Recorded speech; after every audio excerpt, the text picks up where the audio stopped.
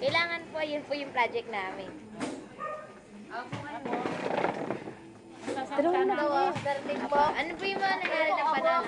Nung panahon ko po, siguro mga edad ko nung 7 years old. Pero nakakaintindi na ako ng mga nangyayari. Noon, nanganak ang nanay ko.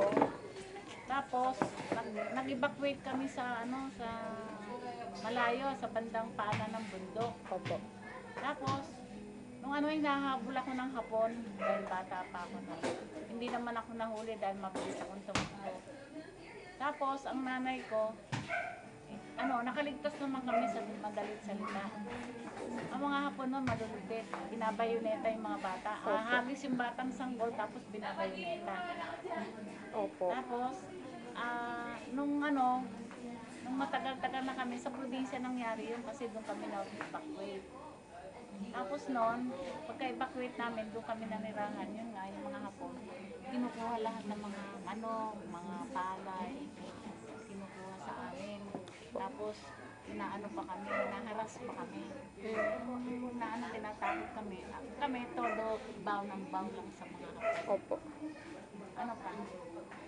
Sige po, kahit ano yung mga ginagawa nila sa mga tao, yung mga nangyayari. Tapos yung mga nangyayari doon, pinapatay nila yung mga tao. Pag hindi nasunod ang mga gusto nila, inaano nila, pinapatay nila. Binabayoneta, sinasaktan. Tapos kuha ng mga pagkain, mga kung ano makakain nila. Tapos nung matagal-tagal na, nagsialisa na sila dun sa lugar namin. Naging mapayapa na yung lugar namin. Alam niyo po yung comfort woman? Ha? Comfort woman.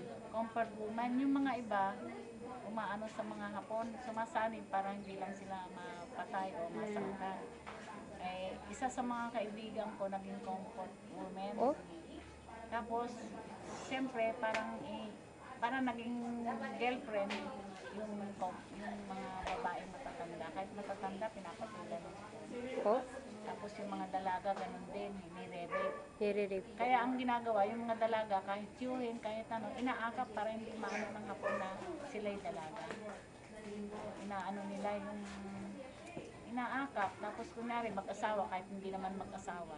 Yung iba daw po nagpapakalbo pa daw. Oo, para lang Ano ng Uling kabayo. sa tae po ng magpapapangit para hindi man sila mapansin ng hapon. Tapos Mapabaho. yun, hanggang sa nagkaroon ng nagpunta ng mga Amerikano sa Amerikano po. Leyte. Oo. Lumangin Sila MacArthur. Oo, si MacArthur. Alam mo pala Bakit Tinuro po sa amin. Oo. Tapos yun nga, nag-ano na sila, yung mga hapon. Yung iba napatay. Yung iba naman nabuhay na kulong. Yung iba inano ng mga Amerikano pinuhas. Ewan ko kung anong pang ginawa sa kanila. Saan po kayong tatago nung pag may gera, Pag may ganun. gera, sa Eric Schaefer, yung mga Lupa. sa mga lupa, Ila sa ilalim ng underground. lupa. Tapos yung takot na takot kami, may kapatid pa kasi ko na maliit, Opo. na namatay din nun kasi nahulog sa lupa. Oh? Tapos yung isang kapatid ko, yung lalaki, pag naglalaba kami, pumupunta kami sa Karayan, yung ilog ng labangan.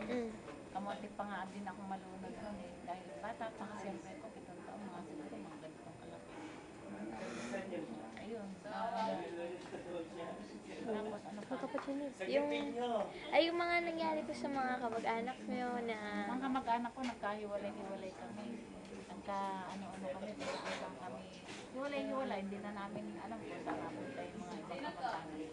Saan po kayo kumukuha ng mga pagkain, gano'n po? Sa mga bukid. Ang lolo ko kasi farmer. may natira pa. Hindi Yung kinuha natitira lahat. pa, pag kinukuha din ng mga hapon, tagutom kami talaga.